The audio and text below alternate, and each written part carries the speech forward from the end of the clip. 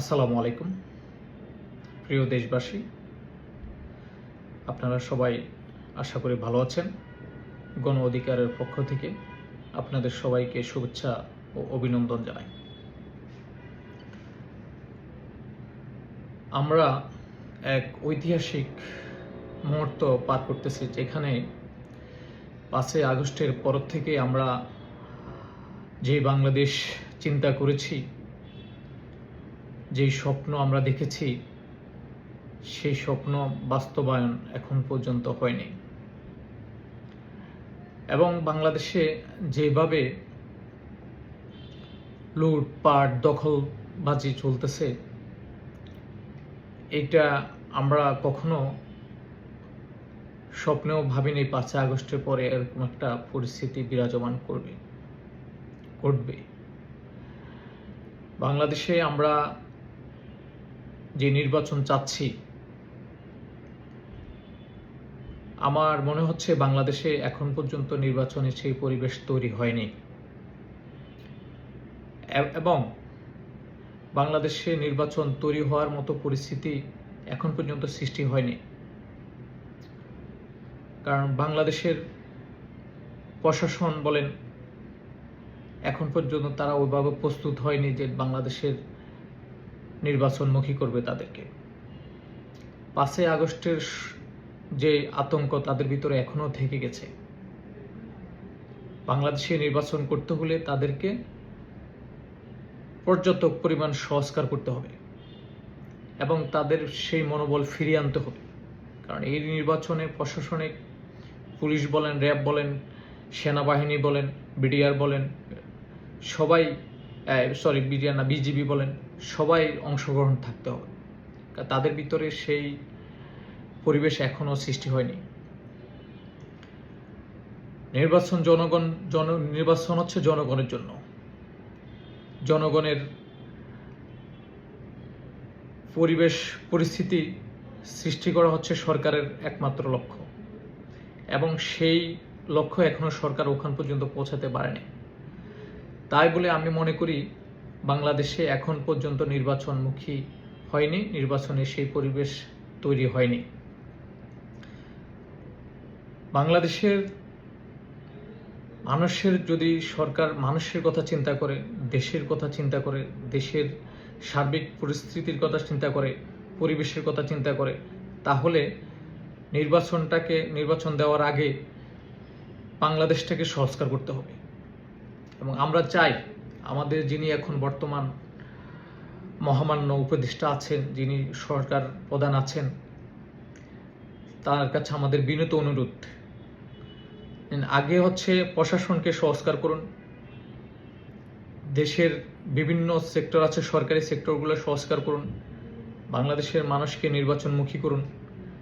যখন আপনি মনে হবে যে বাংলাদেশের মানুষ নির্বাচন দেওয়া এখন উপযোগী, আপনি তখন নির্বাচন দেবেন। এর একদিন আগ পর্যন্ত আপনি নির্বাচন দিবেন না। আমরা ওই নির্বাচন চাই না। যে নির্বাচনে প্রবাহিত হবে, যে নির্বাচনের মাধ্যমে সন্ত্রাস ক্ষমতায় চলে আসবে, যে নির্বাচনের মাধ্যমে দুর্নীতিবাজরা ক্ষমতায় চলে আসবে, আমরা সেই নির্বাচন চাই না। আমরা চাই এই দেশের মানুষের নিরাপত্তা দিতে পারবে, এই দেশের মানুষের উপরে জুলুম করবে না, এই দেশের মানুষের উপর নির্যাতন করবে না, এই দেশের মানুষকে শান্তি সুষ্ঠুভাবে দুই মুঠো ভাত খাওয়ার প্রতিশ্রুতি দিবে, এমন পরিবেশ যখন হবে তখন আমরা এই দেশে নির্বাচন চাই। এবং বাংলাদেশের যদি ভাগ্যের পরিবর্তন ঘটাতে চান, বাংলাদেশের ভালো কিছু যদি দেখতে চান, নির্বাচন আমরা সেই 1971 সালের পর থেকে আমরা নির্বাচন দেখে এসেছি। কেউ সামরিক শাসনের মাধ্যমে ক্ষমতা এসেছে, কেউ লুটপাট জোর করে ভোট চুরি করে ক্ষমতা এসেছে। আমরা এইরকম নির্বাচন আমরা চাই না।